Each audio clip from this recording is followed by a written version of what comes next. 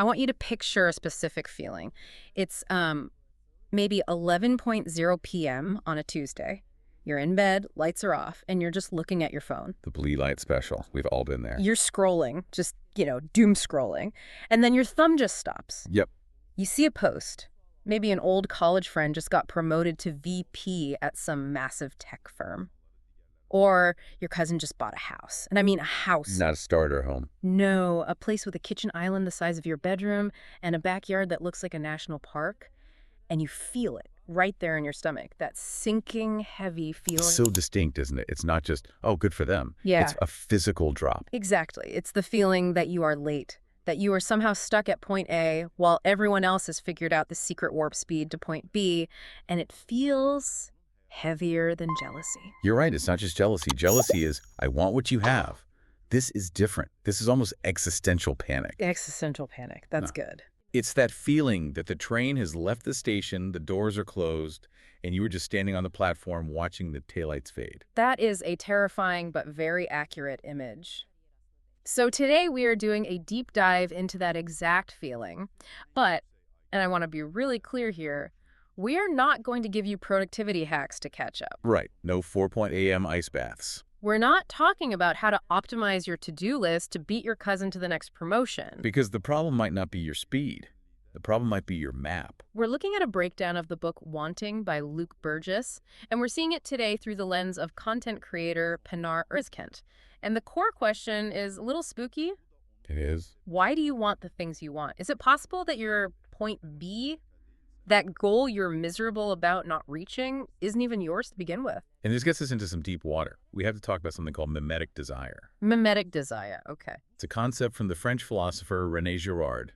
The word mimetic comes from the Greek mimestai, which just means to imitate. Okay, imitate. I have to push back here right away, because if you ask me why I want something, a raise, a new car, it feels like it comes from me. It feels pretty internal, not like I'm copying someone. That's the trick. That's what the source calls the illusion of spontaneity. Girard makes this crucial distinction between needs and desires. Okay. If you're cold, you need a coat. That's biological. But the style of the coat, whether you want, a rugged parka or a sleek trench coat, that is desire. And desire, Girard argues, is not spontaneous. It's learned. Learned. Like a language. Exactly like a language. Yeah. We think our desires are these unique little flames bubbling up from our soul, totally original to us. But the premise here is, well, it's shattering. Which is? We don't know what's worth wanting until we see someone else want it. We need models to show us what's valuable. Without a model, we're just biological machines. So wait, I don't actually want a promotion because I sat down and logically decided it was for me. I want it because I saw someone I respect or compete with want it. In the vast majority of cases, yes. The source material has this really powerful example with university students. Think about freshmen just arriving on campus. Okay, total chaos. Everyone's different. Right. A wildly diverse group. You have history buffs, artists, engineers, philosophers. They're all individuals. But fast forward 4 years to senior year, what happens? I've seen this. They all start to converge. They converge. Suddenly, that diverse group is all fighting for the same handful of career paths. Finance, management consulting, big tech. The classic pipeline. Everyone goes in a poet and comes out an investment banker. Precisely. Now, did they all suddenly, at the exact same time, discover a deep, intrinsic passion for spreadsheets? Unlikely. No. They started watching each other. They looked around to see what success looked like to their peers, and they copied that desire. And this creates a paradox. Which is? The more we imitate each other, the more similar we become. And the more similar we become, the more intense the competition gets. That's so counterintuitive. You'd think being similar would make us get along better. But it causes what the source calls ego wars. If you want to be a musician and I want to be a gardener, we're fine. There's no conflict. But if we both decide the only thing worth having is the VP title at this one company. Now we're in a cage match. We are. We're stepping on each other to get to the top of a pyramid that maybe neither of us wanted to climb in the first place. It's like two kids in a sandbox. The toy is just sitting there. No one cares. As soon as one kid picks it up, the other one needs it more than anything. That is the literal mechanism. We are toddlers in suits. But here's the key distinction that explains that left-behind feeling. We have to talk about two worlds of models. The source calls them Celebritistan and Freshmanistan. I love those names. Freshmanistan sounds like a place I lived in my early 20s. Smells like instant noodles and desperation. Right, so Celebristan is the world of the ultra-famous. Jeff Bezos, Taylor Swift. We see them, we might even admire them. But be honest. Yeah. Do you feel true, painful rivalry with Jeff Bezos? No, not at all. Do you lie awake miserable because his yacht is bigger than your, non-yacht? No, because he's on another planet. It doesn't feel personal. Exactly, there's a barrier. Yeah. But then there's Freshmanistan.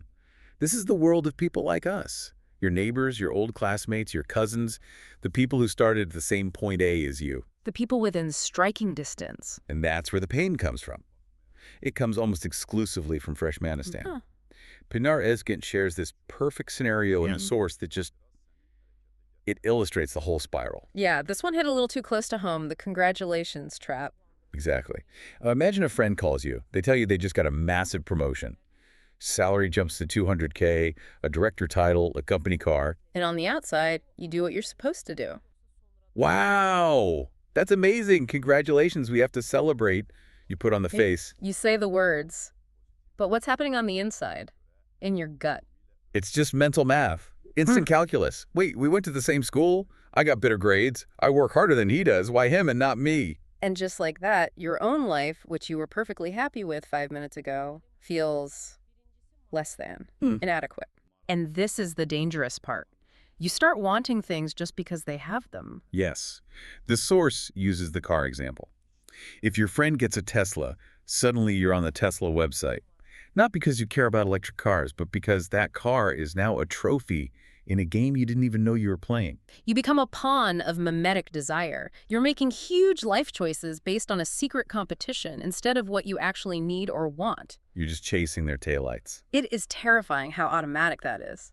But surely we aren't doomed to just be copycats forever. That sounds exhausting. It is exhausting. And it's a direct path to burnout. But the source does offer a way out. It starts with a diagnostic. We have to learn to distinguish between two types of desires, thick and thin. Thick and thin. Okay. What makes a desire thick? A thick desire is like a layer of rock deep inside you. It's solid. It's been with you for a long time, maybe since you were a kid. Pursuing it gives you deep, lasting satisfaction. So it's immune to what your neighbor's doing. Totally immune to the weather of Freshmanistan. Pinar gives a personal example in the source. She realized she always loved to teach. Always. Yeah, like as a little kid, she was teaching her toys. In middle school, she tutored younger kids. At 17, she gave private lessons. And now, she makes educational videos. It's a thread. You can pull it and it runs through her whole life no matter what her job title was. Exactly. It's resilient. Now, contrast that with thin desires. These are superficial, fleeting. They're highly influenced by the moment, by other people. They're contagious. Like a fad. Or a virus. She talks about her time in the corporate world, trying to climb the ladder to become a manager. Because in that world, manager is the idol. It's the point B everyone worships. If you're not moving up, you're failing. That's the whole narrative. Right. But she realized later she didn't actually want the job. Yeah. She didn't enjoy the actual work of being a manager. She just wanted to win the competition. She wanted the title because everyone else did. That's a thin desire. And the problem is, the satisfaction from a thin desire just evaporates. You get the promotion, you feel good for a week maybe, and then what? If that. The goalpost just moves. You're on a treadmill, running and running, but you never actually get anywhere that feels like home. So how do we tell the difference? In the moment, a thin desire can feel incredibly intense. How do you fact-check your own brain?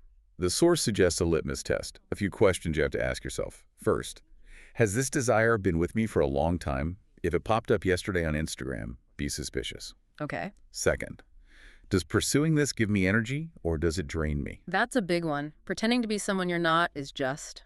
Yeah. It's the fastest way to burn out. But the most powerful one, the golden question, is this. If no one knew I achieved this, if there was no audience, no Instagram post, no recognition, would I still want it? Oh, wow. That one cuts right through it. It strips away all the vanity, doesn't it? Yeah. If I couldn't tell anyone I got the promotion, would I still want the responsibilities? If I couldn't post the vacation photos, would I still want the 14-hour flight? If the answer's no, you're just doing it for the applause. Exactly. There's this beautiful little memory in the source where Pinar talks about singing in a nursing home garden. Tiny audience, no glamour, but she felt this immense internal satisfaction. That's a thick desire. That difference between internal satisfaction and external metrics, it leads right into the next idea, the cautionary tale about personal Michelin stars. Yes. This is a stark warning. The source contrasts two legendary chefs. First, there's Bernard Luzo, a giant of French cuisine. an absolute titan. He had 3 Michelin stars, the pinnacle, but he became obsessed with keeping them. His entire self-worth was welded to that external rating. That is a dangerous place to be. It's a prison.